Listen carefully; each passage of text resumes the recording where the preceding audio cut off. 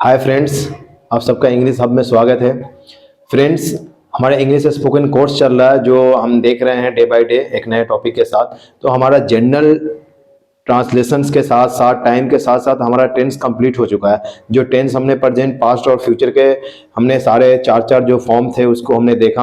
अभी जो चल रहा है वो स्पेशल चल रहा है, स्पेशल रूल्स चल रहे हैं जो प्रेजेंट टेंस में क्या क्या स्पेशल रूल्स है। तो प्रेजेंट इंडेफिनिट के क्या स्पेशल रूल्स हैं उसके हमने एक एपिसोड में देखा कि उसमें यूज ऑफ हाउ टू का है। तो आज हम आपके लिए एक नया टॉपिक लेकर आए हैं जो स्पेशल रूल्स के अकॉर्डिंग जो है प्रेजेंट इंडेफिनिट या सिंपल प्रेजेंट टेंस में क्या कैसे यूज करेंगे हम, इंग्लिश बोलने में, समझने में, लिखने में, उसका हम कैसे यूज करेंगे। तो फ्रेंड चलते हैं आज के न्यू टॉपिक पे। तो अभी तक जिन्होंने चैनल को सब्सक्राइब नहीं किया चैनल को सब्सक्राइब कर दे, लाइक करें और बेल आइकन को प्रेस कर दे। तो फ्रेंड्स आज का जो टॉपिक है वो है हमारा यूज ऑफ डू और डज। हम जानते हैं जनरल फॉर्म में, जनरल रूल्स में हम जानते हैं कि प्रेजेंट इंडेफिनिट टेंस के नेगेटिव, यस नो, असर्टिव या डब्ल्यूएच क्वेश्चंस बनाने में हम डू और डज का यूज करते हैं। ओके फ्रेंड्स, एक जनरल रूल्स है जो नेगेटिव बनाने में प्रेजेंट इंडेफिनिट या सिंपल प्रेजेंट टेंस को हम डू या डज लगाकर नेगेटिव बनाते हैं। बट यहाँ पे क्या है कि एक स्पेशल रूल्स है, ठीक है। तो इसकी क्या पहचान क्या होगी कि हम कैसे इसमें एक्स्ट्रा डू और डज कैसे लगाएंगे, कैसे बोलेंगे, कैसे यूज करेंगे। तो इसकी पहचान में फ्रेंड्स हम देख रहे हैं कि जिस भी वर्तमान काल वाक्य से किसी काम के करने का जो है नेचर का पता चले, आदत का पता चले, ओके, प्रकृति का पता चले, तो हम समझ जाएंगे कि इसमें स्पेशल जो है डू और डज लगेगा, ना कि हम नेगेटिव बनाने में। असर्टिव में भी डू और डज लगेगा। एक एग्जाम्पल में आप देखें, मैं अंग्रेजी बोलता तो हूं, एक है कि मैं अंग्रेजी बोलता हूं, आई स्पीक इंग्लिश। आप गाड़ी चलाते, यू ड्राइव अ कार, ठीक है। वो स्कूल जाते, सी गोज टू स्कूल। ये जनरल ट्रांसलेशंस होंगे। जनरल रूल्स में हम प्रेजेंट इंडेफिनिट को बोल रहे हैं, ओके। यहाँ पे क्या है, तो लग गया है। मैं खेलता तो हूं, वो बाजार जाती तो है, ठीक है। हम लोग अंग्रेजी सीखते तो हैं। तो ऐसे बोलने से क्या पता चलता है फ्रेंड्स कि इस चीज को करने का वो आदी है, मतलब हैबिचुएटेड है, ठीक है। वो उसके नेचर का पता चल रहा है, उसकी आदत में शुमार है, ठीक है, कि वो उस चीज को करता आ रहा है, कर रहा है, मतलब, ठीक है। तो इसके एग्जांपल से कॉन्सेप्ट क्लियर हो जाता है। जैसे मैं अंग्रेजी बोलता तो हूं, सानिया बाजार जाती तो है, ओके फ्रेंड्स। तो जब ऐसे सेंटेंस हो, बोलने में, लिखने में, या कोई बोल रहा हो, तो हम समझ जाएंगे इसमें यूज क्या करेंगे, डू और डज का यूज करेंगे, ठीक है।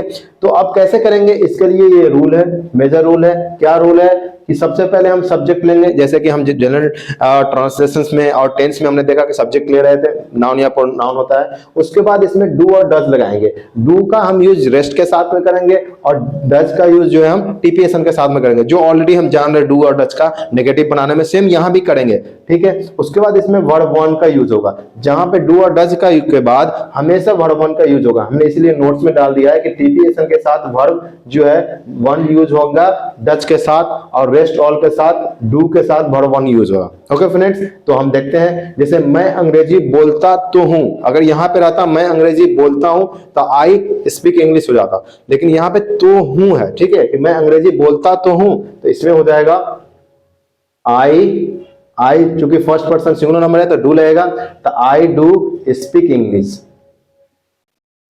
Speak English. सानिया बाजार जाती तो है, तो इसमें लिखेंगे सानिया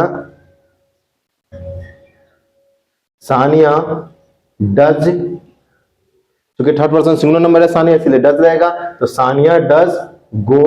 यहां पे अब गोज नहीं होगा।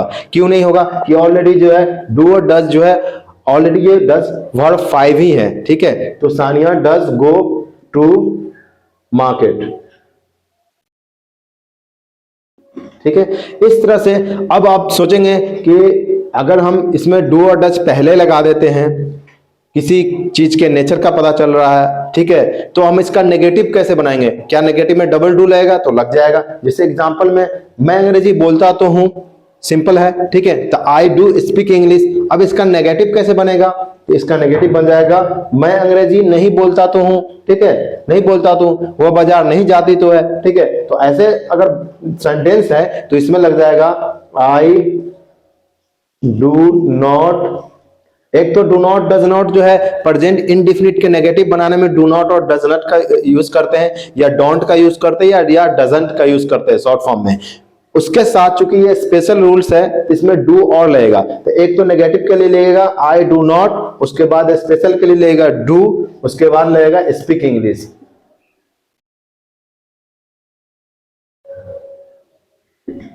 ठीक है, हम लोग क्रिकेट खेलते तो हैं, हम लोग क्रिकेट नहीं खेलते तो हैं, क्या हम लोग क्रिकेट खेलते तो हैं? तो इस तरह से जब हम 6 फॉर्म बनाएंगे तो नेगेटिव जो हम डू और डज लगा रहे हैं वो हमारा लगेगा, क्योंकि ये तो बेसिक रूल्स है। ठीक है, ये जो प्रेजेंट इंडेफिनिट का ये तो बेसिक रूल्स है, ये फंडामेंटल रूल है, इसको तो हम करेंगे। साथ साथ एक और डू और डज इसलिए यूज होगा क्योंकि ये एक स्पेशल रूल्स है। ठीक है, तो स्पेशल रूल्स में क्या होता है फ्रेंड्स, एक से ज्यादा वर्ब होते हैं। ठीक है, जनरल हम जानते हैं कि किसी भी सेंटेंस में क्या होता है, सब्जेक्ट होता है, वर्ब होता है और ऑब्जेक्ट होता है, यही होता है। लेकिन जब आप स्पेशल में देखेंगे तो इसमें क्या होगा कि एक के अलावा भी कई सारे ऐसे वर्ब होते हैं जिसके साथ कुछ स्पेशल रूल्स होते हैं। तो इसी स्पेशल रूल्स के लिए आज हमने देखा कि डू और डज जो स्पेशल रूल्स के अकॉर्डिंग जो है हम कैसे यूज करेंगे। तो इसकी हमने पहचान देख लिया।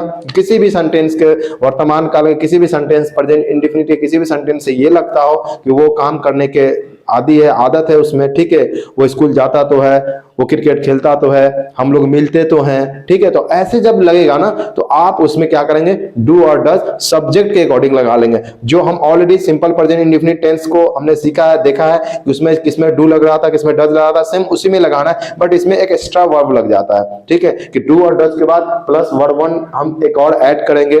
ठीक है, एग्जाम्पल में हमारा पता चल गया कि कैसे करेंगे। ओके फ्रेंड्स, तो आप इसका स्क्रीनशॉट ले लें ताकि आप इसको नोट्स बना सके, समझ सके, और वीडियो को जो है स्टार्टिंग से एंड तक देखें फ्रेंड्स। और याद करने का सबसे आसान तरीका क्या है कि आप वीडियो को अगर 1 से 2 बार देखते हैं, रात में सोते समय देख रहते हैं, अर्ली मॉर्निंग में उठने के बाद, तो फ्रेंड्स आप इसका स्क्रीनशॉट ले लें। ठीक है, और डेली बेसिस पे क्या है, एक तो आप रूल्स देख रहे हैं, ग्रामर पोर्शन आप देख रहे हैं कि इंग्लिश स्पोकन में हमें ग्रामर को new topic day by day एक नया टॉपिक को सीखने का मौका मिल रहा है। साथ साथ आप इंग्लिश को अच्छा इंप्रूवमेंट के लिए, अच्छी नॉलेज के लिए, डीप नॉलेज के लिए, या किसी भी इंडियन या फॉरेनर से बात करना हो तो आपको अपना जो है वर्ड पावर भी होना स्टॉक चाहिए। ओके फ्रेंड, उसके लिए क्या है कि आप डेली बेसिस पे 10 न्यू वर्ड्स याद कर लें, 10 वर्ब्स याद कर लें। ठीक है, न्यू वर्ड्स में बहुत सारे होते हैं, नाउन प्रोनाउन एडजेक्टिव है। ठीक है, बहुत सारे नाउन्स है, जैसे कि आप स्पाइसेस नेम कर सकते हैं, parts of body name, fruits name, vegetable name. ठीक है, डे, मंथ, नंबर नेम, ये सारे बहुत सारे वर्ड्स हैं जिनको आप जो है हिंदी टू इंग्लिश या इंग्लिश टू हिंदी या अदर लैंग्वेज जो आप लैंग्वेज लोकल जानते हो, उर्दू, उस तरह से कई सारे लैंग्वेजेस में आप इंग्लिश के वर्ड और उसके मीनिंग को लर्न कर लें। प्लस यहाँ से आपको ग्रामर में न्यू टॉपिक आपको मिल रहा है, तो आप इसको अगेन एंड अगेन जब देखेंगे, उसके साथ साथ आप जो है कुछ टाइम निकाल के English movie, English channel, English discovery channel है, या कुछ न्यूज है, न्यूज चैनल है, या आपको जिसमें इंटरेस्ट हो, स्पोर्ट्स है, ठीक है, तो आप स्पोर्ट्स भी चैनल इंग्लिश में देखें। ठीक है, मूवी भी कोशिश करें कुछ इंग्लिश देखने के लिए। ठीक है फ्रेंड्स, तो आप इस तरह से अगर आप इंग्लिश की प्रैक्टिस करेंगे, एक आप यूट्यूब चैनल से आप न्यू टॉपिक को देख रहे हैं, उसको 1 से 2 बार अगर आप देखते हैं स्टार्टिंग से एंड तक, तो वो आपके कंसेप्ट क्लियर हो जाएंगे। एग्जाम्पल मैं देता हूं, पहचान देता हूं, यहाँ पे मैं हर एक टॉपिक के लिए एक पहचान देता हूं। ठीक है, यहाँ पे पहचान लिखाता हूं इसलिए कि ताकि आपको उस टॉपिक से रिलेटेड कंफ्यूजन जो भी है, डाउट हो, वो क्लियर हो जाए, ताकि आप उस टॉपिक को समझ सके, पहचान सके इजिली कि ये चीज है क्या और इसका हम यूज कैसे करेंगे।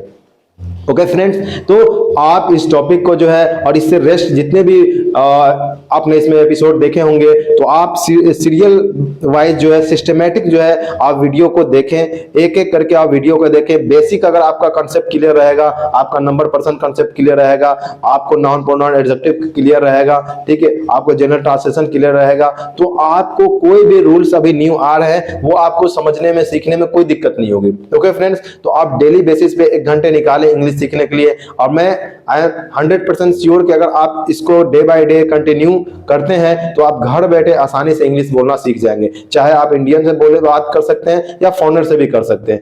बस ये है कि आपको डेली बेसिस पे प्रैक्टिस करना है। लर्न करने के लिए मैंने बताया कि आप वीडियो को शुरू से एंड तक देखें, 1 से 2 बार 3 बार देखें, देखने से भी याद होता है। उसके बाद अगर कोई स्टूडेंट है, लर्नर है, तो आप उसको नोट डाउन भी कर सकते हैं, डायरी में लिख सकते हैं। ओके फ्रेंड्स, तो उससे भी आपको एक नोट्स बन जाएगा। ठीक है, तो अगर आपको वीडियो अच्छा लगा है तो वीडियो को लाइक करें। कोई डाउट हो तो आप हमें कमेंट करके बता सकते हैं। ओके फ्रेंड्स, मिलते हैं एक नए नेक्स्ट एपिसोड में। Thank you.